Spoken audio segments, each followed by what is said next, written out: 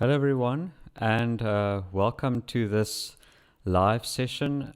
We are talking about tax on cryptocurrencies, and thank you very much for joining. For those who are early, you guys are getting a surprise because I went and bought the dip, and yes, my chips. So that's exactly what you're trying to do. We're trying to buy the dip, and yeah, let's get started. So the way the discussion is going to go is, firstly, I'm going to go through the tax implications of cryptocurrency. What happens when you buy cryptocurrencies in terms of taxes? What happens when you sell cryptocurrencies? When you move from one crypto over, when you move one crypto over to another, and then afterwards, when we've discussed all the cryptocurrency, the taxes on that, then perhaps in the last half an hour, I will take questions in chat. Is that fine? Can I just get a hello from the chat so long? Just to say, acknowledge everyone that's here. Thank you, everyone. Is just to check, is the sound fine?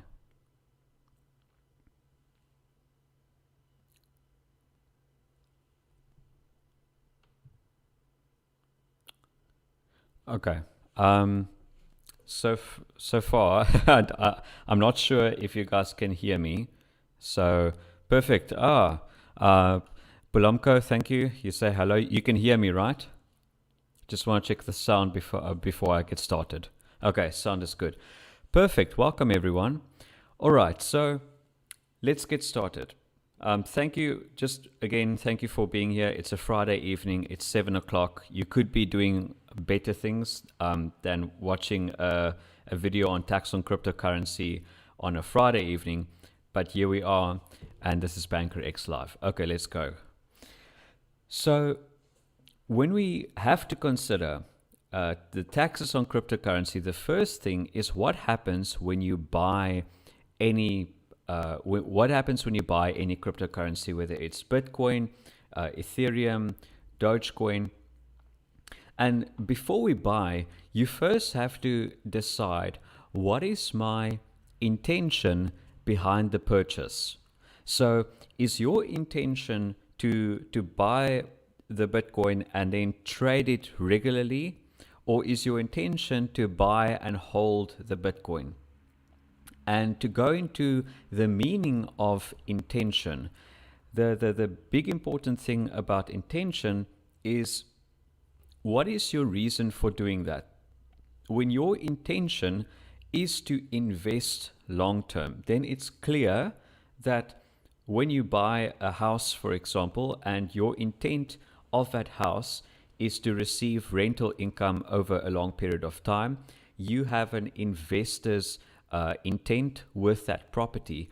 However, if you buy property and you buy regular property, but your aim is to flip it and sell it over a perhaps over a short space of time, then you have a business intention, or what we call in the tax world the trade intention.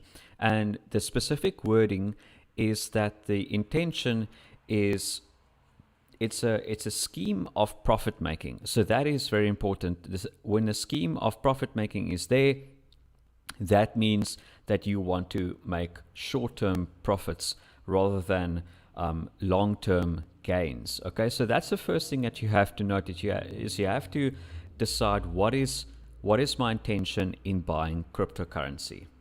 Okay, so if you've bought the cryptocurrency, then the next important thing is to know how much you bought the cryptocurrency for and at what exchange rate. The important thing there is that for SARS, they've said in the interpretation note, or not an interpretation note, but they've actually said you must be able to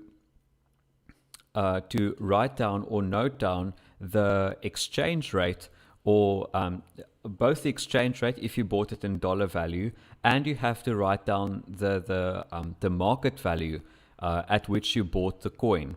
So and because, however, with shares it's a bit different, where with shares you can actually choose you can either use the spot rate, or you can use the average rate over a tax year. Now, as the tax rules change and gets updated, it is possible that SARS might be a bit more lenient and say you can use the average exchange rate, or the weighted perhaps the weighted average of the costs when you bought it. But yeah, at the moment you have to use the rate at which you bought it on the day, and you have to use the market value on the day that you bought it. Just to quickly answer Rojima Kenny's questionnaire, how do you improve intention? So intention, you don't, that's a measure of what the court looks at. So the court, so in the South African court system, the tax court system in South Africa, they will, for an individual, the intention is what you say it is, but it's important to back it up with proof, which means that your proof, if you don't have a lot of transactions happening in your crypto exchanges, it is quite possible that SARS would look at it and say, okay, but your intent, it's clear that you aren't very active. You merely buy and hold, you're a hodler. And so, whereas with a trader, it's clear.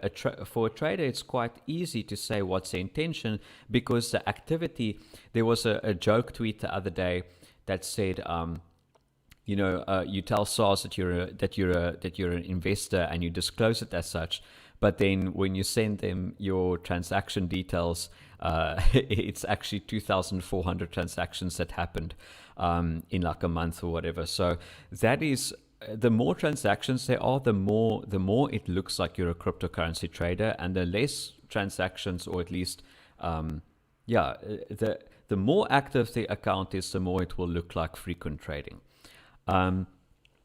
Okay, so that is intention. The second important part is to understand the difference between so the next point is what does SARS define cryptocurrency as? Now, cryptocurrency in terms of a tax act is defined as a financial instrument. It is found in Section 1, Paragraph 1 of the Income Tax Act defines cryptocurrency as a financial instrument, which means that it basically forms part of the same group as which loans, shares, debentures, all those things. So it falls in the same type of category as those items, and therefore, when financial instruments is referred to in the Tax Act, those provisions will also apply to cryptocurrency. Okay, before I move on past financial instruments, Francois asks here, I'm a trader and I have Bitcoin and cold storage. Okay, yeah, that's perfect. Look, the intention is not measured once. Okay, so when you look at yourself and you are now going to submit your tax return, you have to look at your whole crypto holdings, everything that you have, and you have to know which of your holdings are hodl coins, which that you hold to gain future value for long term, and which of your coins are the coins that you trade with. And you can change your mind about your intention on a specific coin, but it's about each specific coin. Okay, so in my example, I've got a small fraction of Bitcoin. I've got a small fraction of Dogecoin. In fact, Dogecoin's value is now $600, and my Bitcoin is now $135. So it's clear which one of the two is actually winning there. But my intention is clear, at least for me. I look at those coins that I have and saying, okay, that is going to be my investing coins. Okay, I don't intend to trade on them. I don't intend to move them around at all. And in fact, in my opinion, as a tax practitioner who's been doing this for 10 years, or I should actually say a decade, because it sounds longer than 10 years, is that the most tax efficient thing you can do for crypto, if you take one thing away from tonight's video, the most efficient thing you can do for taxes on crypto is buy and hold. Okay, because the moment you move around and you jump around between from coin to coin, and you change your Bitcoin to Ethereum, and Ethereum to Doge, and then to Doge to this, and then you loan, and then you do a DeFi thing where you loan against your own stuff, that makes your tax messy. And I think for the next 2 minutes, let me just explain to you guys, SARS and the tax authorities across the world are a bit more up to date about what's happening in the crypto space. The accounting people, the IFRS, the GARP, has not caught up yet, which means that if you register a company within which you are going to trade cryptocurrency, you'll take very long to find a very good accountant who also deals with cryptocurrency. I mean, imagine now you go to your accountant, you say, okay, listen, can you register the CIPC? Let's say tonight you decide after tonight's talk, no, you don't want to pay 18 to 45% tax because you're a trader. You only want to pay 28%. Then you go to your accountant and you say, Mr. X, I want you to do my accounting for me. How do you handle crypto? And the accountant is going to be like baffled, because there's not as far as I'm aware. I'm not aware that IFRS have been updated about cryptocurrencies and the proper reporting of them in bookkeeping and financial statements. So that is going to be very, very messy. So if you want to do yourself a favor, if you don't want to complicate things for yourself from a tax point of view or from an accounting point of view, buy and hodl will just simplify your life for you. Okay. SARS is asking for transaction details. They are going to want at some point that proper accounting is done, but at this stage I'm unaware that proper accounting principles applies to crypto as yet. They do for shares. Now let's swing to the other point, which I definitely want to touch on. Places like Binance, Luno, your EC10, your CoinDesk, all these guys, where you have your exchanges on,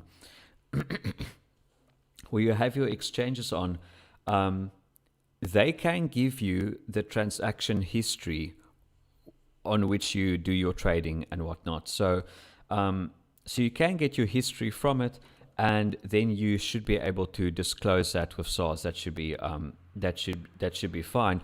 The difficulty is, if you invest in shares, if I go to an investment broker and I want him to trade the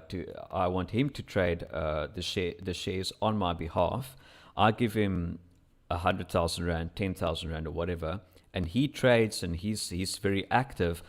At the end of 12 months, he's gonna send me what we call in the tax world an IT3C. Now, what an IT3C is the investment programs that they have. They calculate the weighted average base cost of every single share that you have that was traded on. It also tracked all the proceeds of all your share activity. And then the result is, what it spits out for you is it tells you what's your proceeds and what's your base cost. And so it's very easy for you to declare that accordingly to SARS without you doing any additional work. With cryptocurrency, that does not exist. You have to do all the work yourself. all the work. Okay, this is a nightmare. I'm telling you guys now, it's a nightmare about disclosing these things to SARS. SARS is already. I've seen the letters from SARS. SARS is asking transaction detail. I've seen people just send them pages and pages of transactions, and then telling SARS they have to figure it out. They have to figure it out. Okay, let's carry. Let me answer a few questions here so long. What about forex? Same principles. Yeah, look. Tonight's talk is not about forex, but very quickly, if you buy dollars, you note down at which rate that you buy the dollars. If you sell the dollars, you note down at which rate that you sell the dollars. You work that out. You work all your trades out over a span of 12 months. So 1st March 2020 until 28 February 2021, and then it's very simple. So you will have two gain. You'll obviously have the profit from the currency movement, and then perhaps you'll have some foreign exchange gain of the dollars that you bought and have not sold yet. Okay, will the stream be available? Yes, stream will be available. If you go to the Banker X YouTube channel and you click on live, the video should be sitting there afterwards. Okay, assuming you hold for minimum 3 years. Okay, for cryptocurrency, the 3-year rule does not exist. The 3-year rule applies only to shares. Okay, so the 3-year rule does not make a coin an automatically a capital asset. However, the 3-year rule is still a persuasive, you can still use the 3-year rule as a persuasive argument to say, okay, but that coin was held as a capital asset. So yeah, if you hold your coins for minimum 3 years, there's almost no chance that SARS will tax you as a trader. And in fact, okay, let's, I think the next quick topic to move on just quickly over about disclosing this to SARS. Okay, so we all know the 2021 tax season is starting the 1st of July, and you are going to do, let's say you have not registered a CIPC company, you've been doing all your crypto activity in your personal capacity. How you're going to declare it is one of two ways. If all your coins are held for investment purposes, you would declare that under, and you did some sales, or you had some tax events, which the bulk of the conversation will be about the tax events in crypto. You will declare that under the capital gains section of the income tax return. So there will be proceeds. That's where all your sales will go into, your disposals. And then there's the base cost, at which rate did you buy all those coins. And then you're going to pay capital gains tax, and the capital gains tax rates for individuals are between 7.2 and 18%. If you're on the 45% tax bracket, it is 18%. If you are on the 18% tax bracket as an individual, you are you're going to pay capital gains tax of 7.2%. If your gain in cryptocurrency is not more than 40,000 for the year, 40,000, you will get a 40,000 exemption from that. However, if you're a trader or you held some coins as trading coins that you've been active with, you have to declare that in the local business section, and then you'll have sales of those coins, and you'll have purchases of those coins or cost of sales. And like I said, you'll have to do your own bookkeeping to work out those figures. I'm not a trader. I don't do the accounting for traders. I mainly work because the accounting principles aren't there yet, or not the accounting principles, because that hasn't been updated for all the crypto, for all the possible transactions you can have in crypto. That's going to be a bit difficult to deal with. Okay. All right. Okay. Before I'm going to take all the.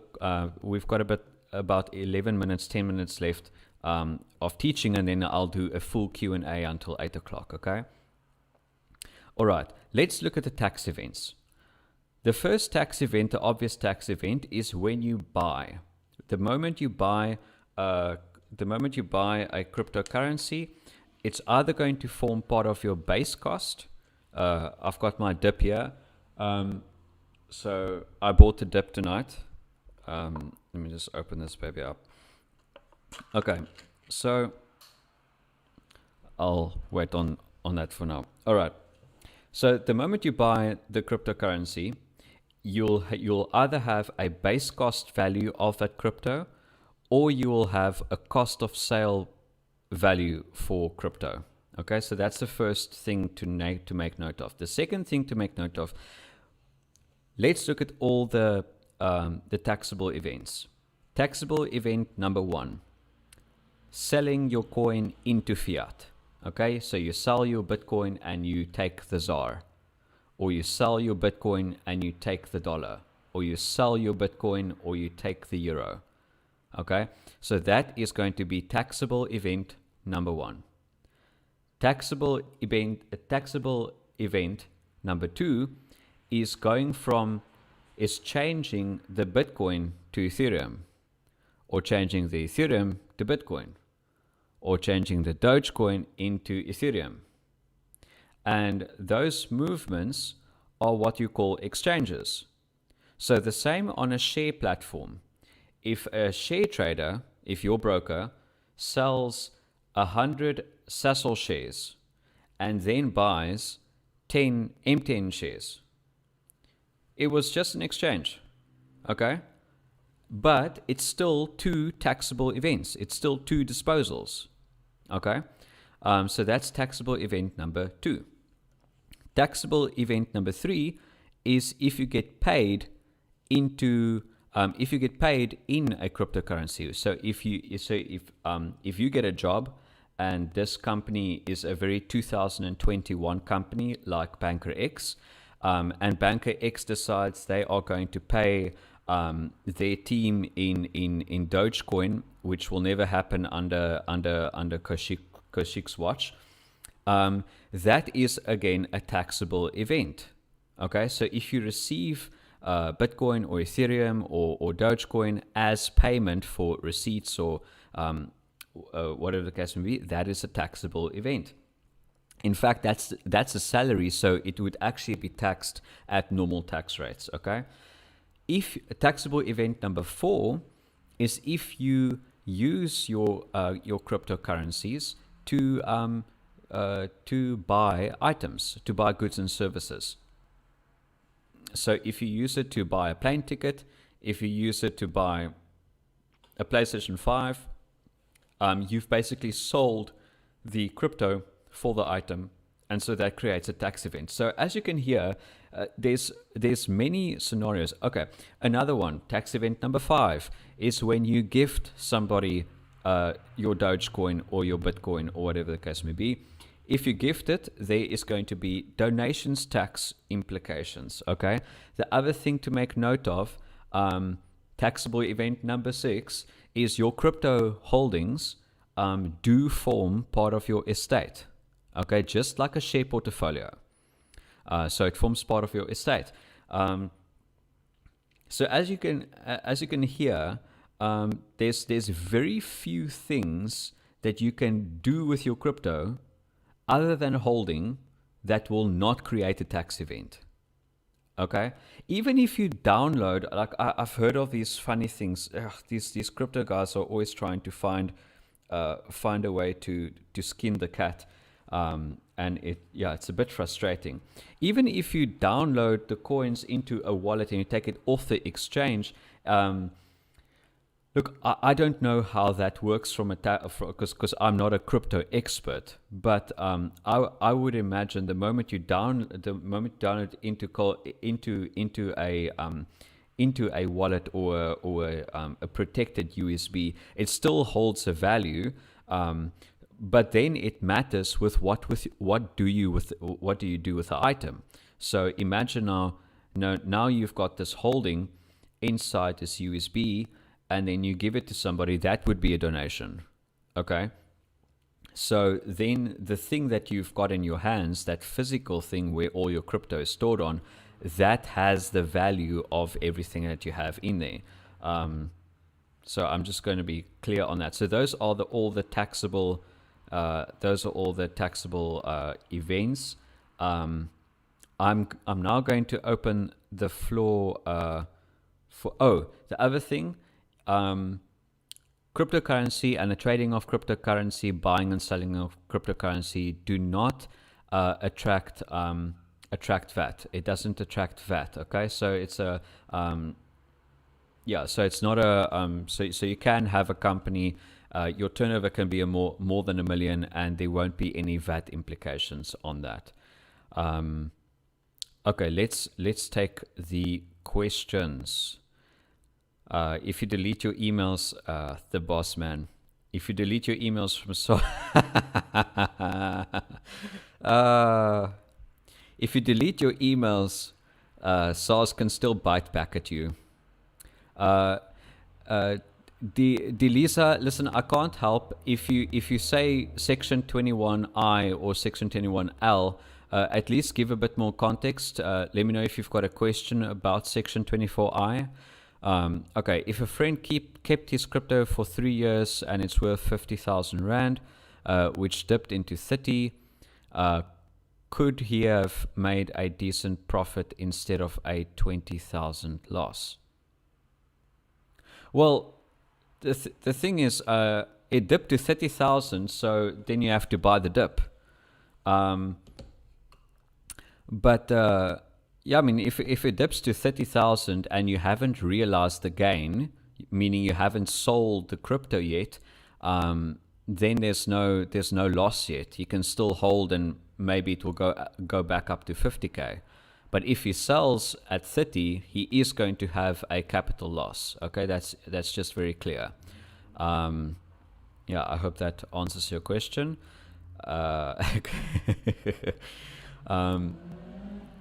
Sorry, I live right next to a busy road, so excuse the cars. Leon B, if I trade BTC for Ether, for Tether, I don't know what is Tether. Does this still get taxed? Do you only get taxed as soon as it gets exchanged? No. Like I said, if you go from one coin to another, whether it's called Dogecoin or Polkadot or Jack Black 2 or I don't know. There's so many coins. Whenever you go from one coin to the next, that's a taxable event. Unless things changes over the next 5 to 10 years, where SARS considers cryptocurrency as a currency, like they treat the Rand. Until then, for now, this video will be valid, and it's unlikely that tax legislation changes.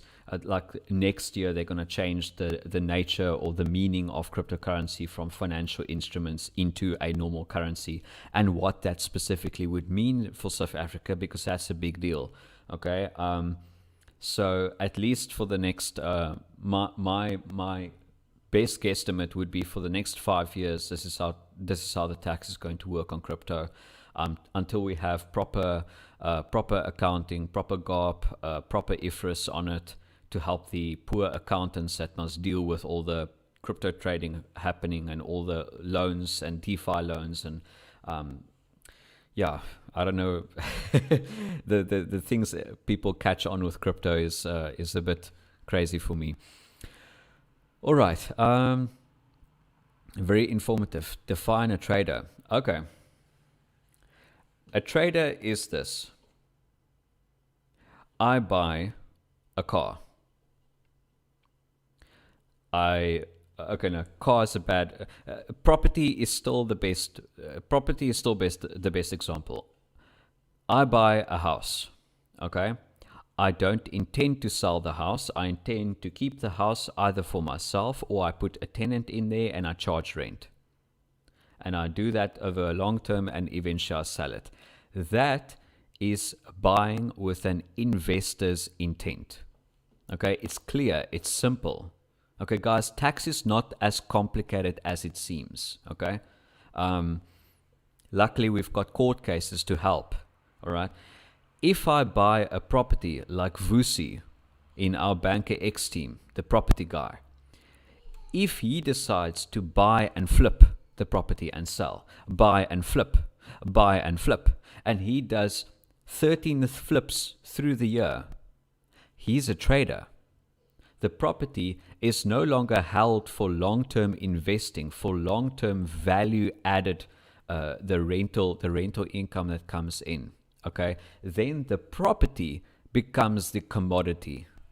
Okay, then the property becomes the thing that is your trading stock. Okay, so that is a trader. Okay, if I casually buy coins, usually a couple of hundreds. No, if you buy coins and you let them sit, and perhaps you might use your coins to buy a flight ticket or whatever, then you'll be fine. But the moment you buy a coin and your intent, I mean, you know, man, if you start a business if I went and again, I'm going to use this the whole evening. If I go to the shop and I buy the dip, okay, and I want to be a trader, I know I need to sell this tomorrow to a friend of mine because I know I bought this for $30 and tomorrow a friend of mine will buy it from me for 35. Okay, that's a trader. But if I go to the store and I buy this dip and then I hold it and I use some of the dip and I sell some of it, perhaps I keep it and it grows in value for some reason it grows in value. I don't know how this bucket of dip would grow in value. But if that is what I want, if I just want to keep the value, that's an investor. So your intent is clear. The intent is clear from the start. I'm buying this to sell it tomorrow to a friend.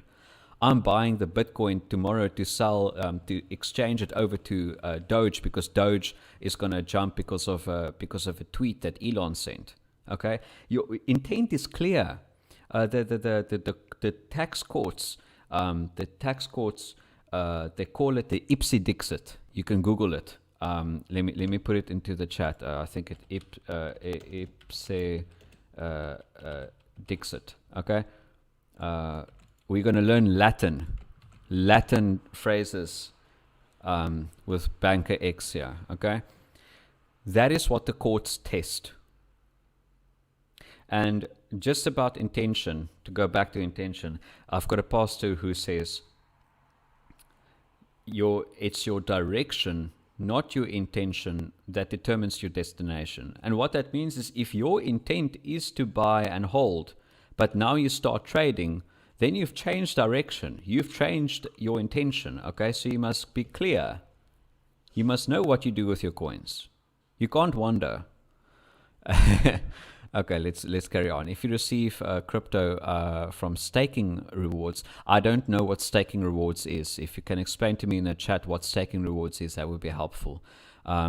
Is that deemed to be full income tax, or can it also qualify as CGT?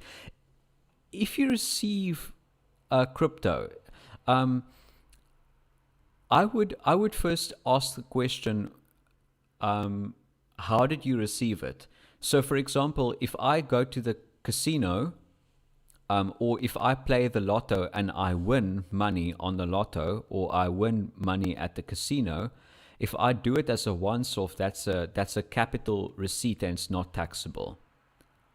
Okay, so how did you receive the so what is staking rewards? If it's winnings, it depends on then what do you do with the coin once you've won it. Okay, once you've gained the reward, the staking rewards, what do you do with the coin then? Okay, but the moment you receive it, you have to ask the question: how did you receive it? From what? What caused the receipt? Important question. Learning so much here. Okay. Let me see if there's another question popping up here. Sorry. Hello, CJS Vlog. Hey, CJS Vlogs. It's been around since the Andre Bought My Tax YouTube channel. Nice to have you here. Crypto arbitrage, taxable event, definitely a taxable event. Foreign gains, yes, that's right. Okay, 100% correct. What happens if you made a loss selling crypto to fiat? Will you still get taxed? Yes, if you sold at a loss. Look, if some of us in the chat, if some of us bought crypto at 50 or at 60,000, and then you decided to sell because you want to get off the roller coaster that is cryptocurrency, you've made a fat loss. And so when you make a capital loss, you can reduce that against other capital gains that you've had. And if the loss cannot be absorbed in that specific tax year, that capital loss will be moved to the following tax year. Okay, so you will get the benefit of the capital loss in the following tax year. Okay. Okay. Tether, another cryptocurrency. I thought so. Share swap, crypto swap is direct. Did not sell to USD or yes, Conrad, that is a taxable event. It's the same thing as shares. If you buy SASL and then you sell the SASL to buy MTN, or if your broker does it for you, that's a taxable event. So the same thing applies to cryptocurrency. How do you calculate loss or profit and what you owe to SARS when, for example, you converted a small amount of BTC to XRP? What do you write on the capital gains section? Okay, so you have to do the following. You have to write down at what rate did you buy that fraction of Bitcoin, meaning what value was it at the time that you bought it? What value was the Bitcoin when you moved it, or when it changed into 100 XRP? And what is the value of the 100 XRP at the time that you converted that bit of Bitcoin into the 100 XRP? Can you guys hear how complicated this nonsense becomes from a tax point of view and from an accounting point of view? Okay, so you have to note what was the base cost at which you bought that fraction of Bitcoin, and what was the proceeds at the date when you changed it over to 100 XRP, and that would be the capital gains.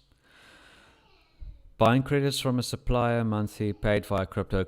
The payments that you're getting via crypto is going to be. If you're getting regular cryptocurrency payments in that sense, I would say that is revenue, definitely revenue receipts. Yeah. Excuse me. Mining. Oh, I didn't touch on mining. Excuse me. If you have a gaming rig, which you decided to make your cryptocurrency rig, okay, and you are generating cryptocurrency coins, then any coin that you receive at the time that you receive it, then that is a receipt. Okay, that would be an income, a gross income. It would fall into your gross income at the value of that receipt of the coin. Okay. However, you can, for your mining setup that you have, you can deduct the electricity cost. You can deduct depreciation from your computer if you bought a computer to mine the crypto. Perhaps you have a few other expenses that you can attribute to mining the cryptocurrency. Okay, so that's how miners gets taxed. Miners are taxed on the cryptocurrency they generate, and they can deduct the relevant costs against against the cryptocurrency that they've earned. Um, okay, browsing down. Intentionate acquisition and intention throughout. Intention is not a once-off event. Okay, intention is measured when you buy it. That's the critical point. But then your intention can change. uh,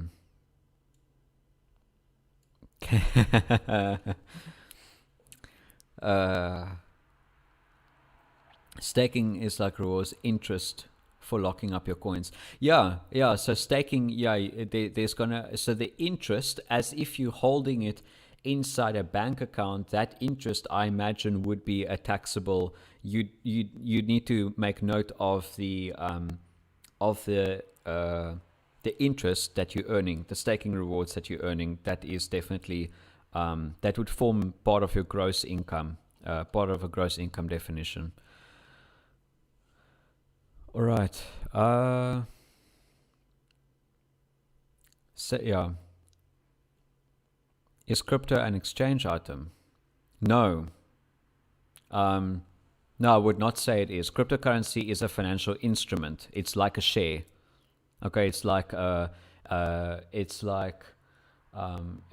loan. It's in the same category as loans, but it closest the cryptocurrency is the closest thing to what shares is, and it follows the closest. It also follows the closest tax implications of shares. Let's carry on.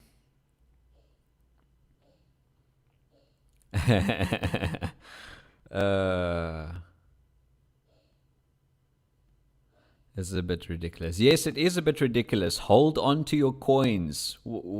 Trade for what? Why are you trading coins?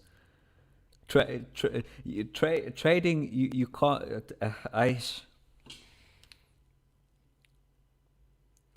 Yeah, just hold on to the coins.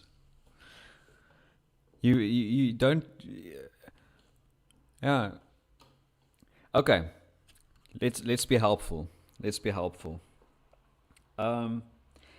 you have done a lot of crypto activity, okay. If you've done a lot of. Oh, okay. If you've done a lot of crypto activity, which means that you've bought not with the intention to hodl, okay. You can download your transaction history from exchange websites such as Luno. No, Delisa, the interest income is not exempt. That's not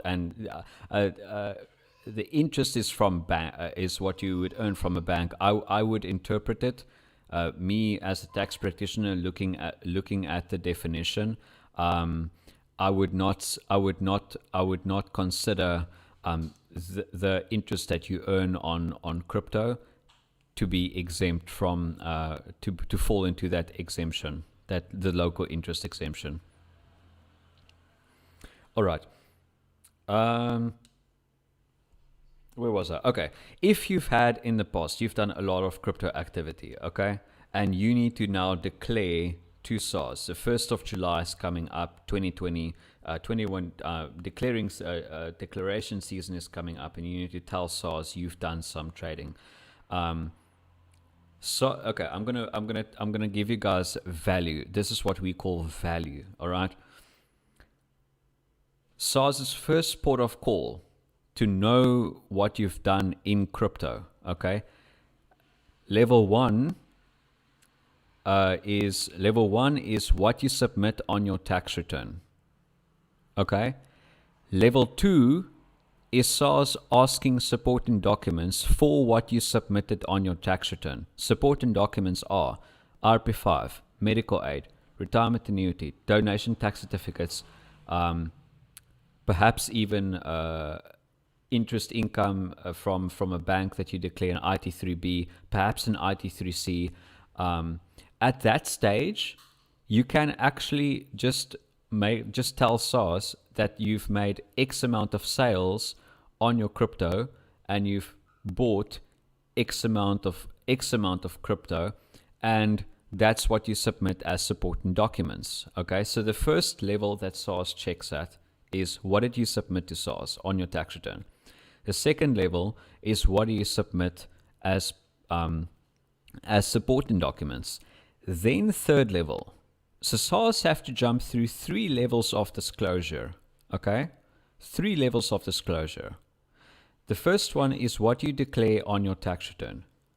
The second level of disclosure is what do you give SARS as proof of what you've done on crypto.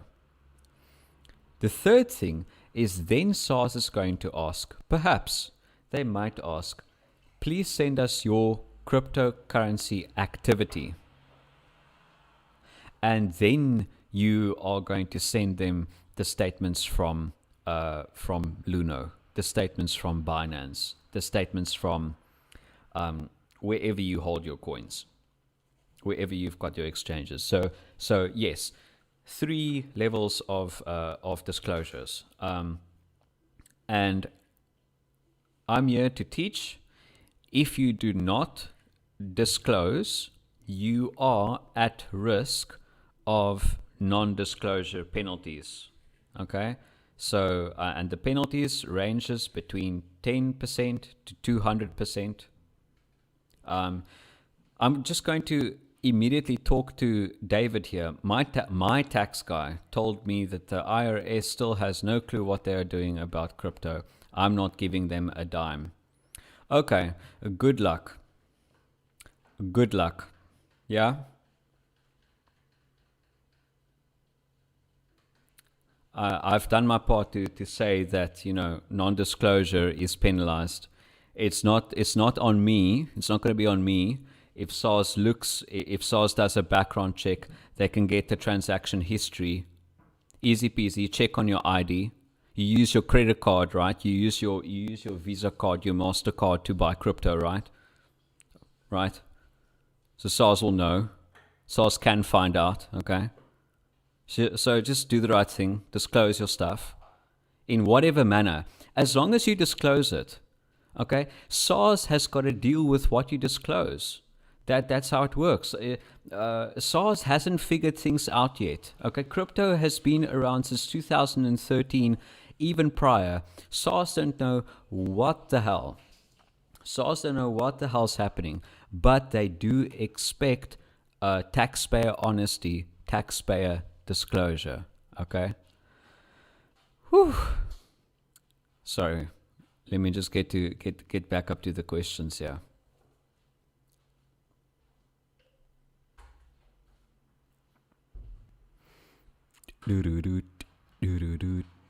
No, the interest that you're earning from staking is not exempt.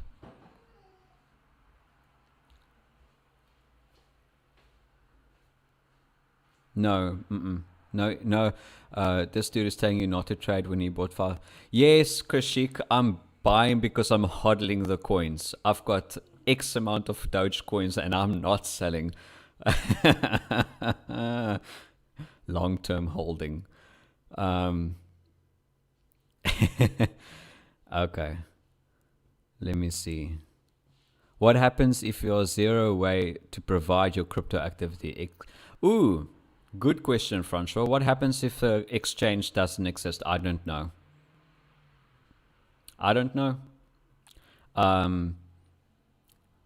Perhaps there's history that you've. I mean, obviously there's some history because it did exist on the internet at some point. So there will be some history that there will be. But how SARS will go about dealing with it is not for me to say. That's a bit too hard. Okay, so Easy Equity should have. Yeah, look. I actually want to speak to somebody who's very good at accounting or very good at finance, or perhaps I can speak to Kashik about this. But there's a big opportunity. Companies like Luno and EC10 DCX Capital are not issuing IT3C statements, and I think in order to make disclosures to SARS easier on a taxpayer, because if you have to work out your own disclosures and be as accurate as possible, it will take you hours upon hours to get that right. Okay, so an easy fix is to have a type of a program that can work out your weighted cost of each crypto that you bought and your weighted proceeds of each crypto tax event that you had, and creating an IT3C document for companies such as Binance, CoinDesk, Luno, DXC Capital. So there's potential there. Okay. Consors just Sapuna. Richie is 100% right. Look, SARS already has all the third-party data on every single registered pay-as-you-earn employer in South Africa. Third-party data, easy peasy. Okay, every employer, almost every employer.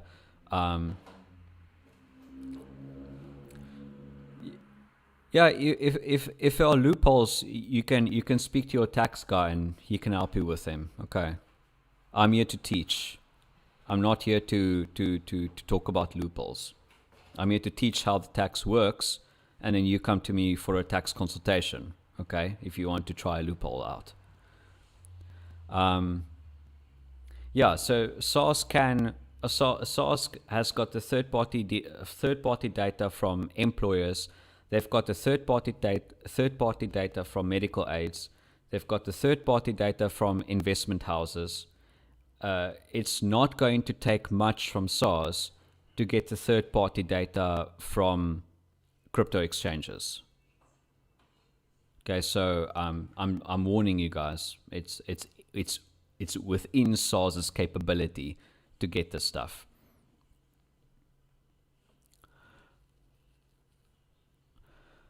Okay. Crypto arbitrage.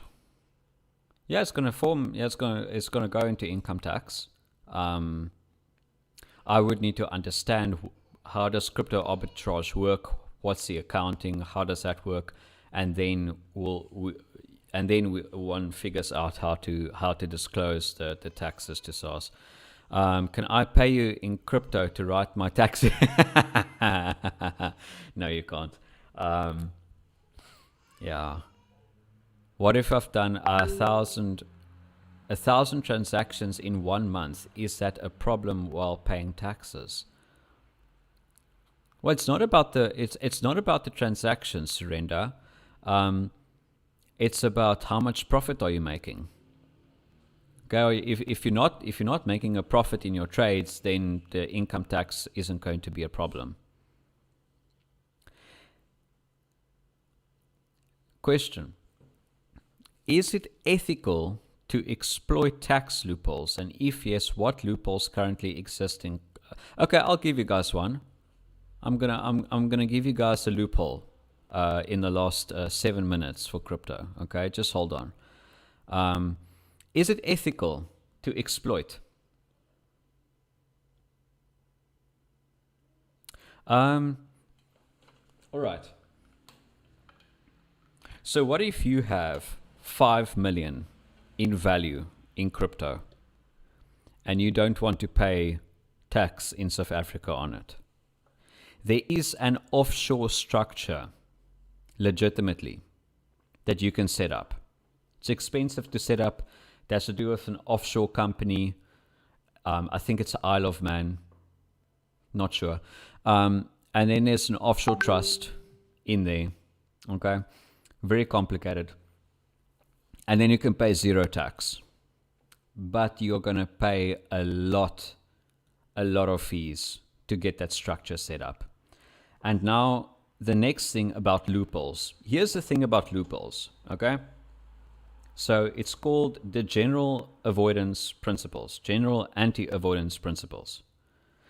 And the question SARS asks is the following.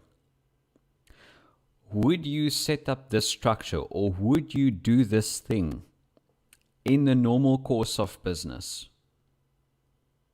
if it did not have any tax benefit.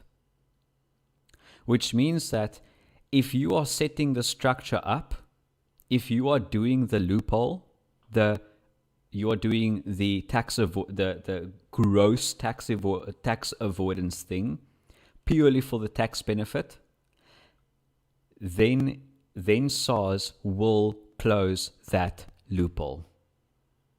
It's easy peasy. If it has no business substance, if it's just there for the tax benefit, SARS is going to close the loophole.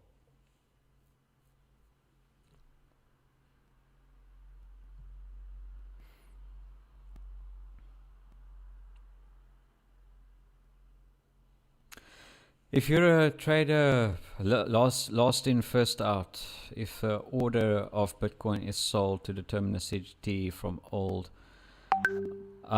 yeah, Francois, it's hard to say. What I would do if I were in your shoes is I would download my transaction history. I would download my transaction history and see if there isn't a way to get the base costs down and the proceeds. It's hard. I'm already advising quite a few people in consultations about, but disclosure is going to be a problem. Whatever accounting, because the accounting principles, like I said, isn't there. IFRS, GARP, I don't know how they're treating crypto yet. Okay, a lot of clarity from tonight's talk will come from what IFRS and GARP will say about crypto. Bulumko asks, okay, if you are not employed by trade, yeah, you'll pay income tax. Your employment status doesn't change anything. I can help people in the US, but only on South African taxes, not US taxes, unfortunately. So there isn't any way to make it seem like I've made no or less profit. It depends on what you disclose. It depends on what the numbers tell you. That the numbers will tell you whether you made a profit or loss. Okay. I think I'm gonna slowly wind down this in the last 3 minutes. Thank you so much for everyone who's jumped on. Oh my goodness. The first YouTube live I did had a concurrent viewing of 21 viewers, and tonight we've got 106 concurrent viewers in this video. Thank you so much for everyone who's been here. David, sorry for being a bit of a hard ass in the live chat, but I'm just being open and honest with you about how it works from a tax point of view. Sure. This will obviously be available on the Banker X YouTube channel. You will be able to watch the playback afterwards, show it to your friends, share this across social media, follow Banker X at banker__X. Follow me on Twitter at Andre Botma Tax. That's where I'm the most active, and yeah, have a good evening, everyone. Cheers.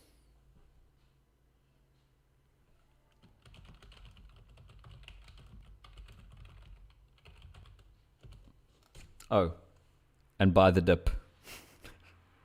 Buy the dip.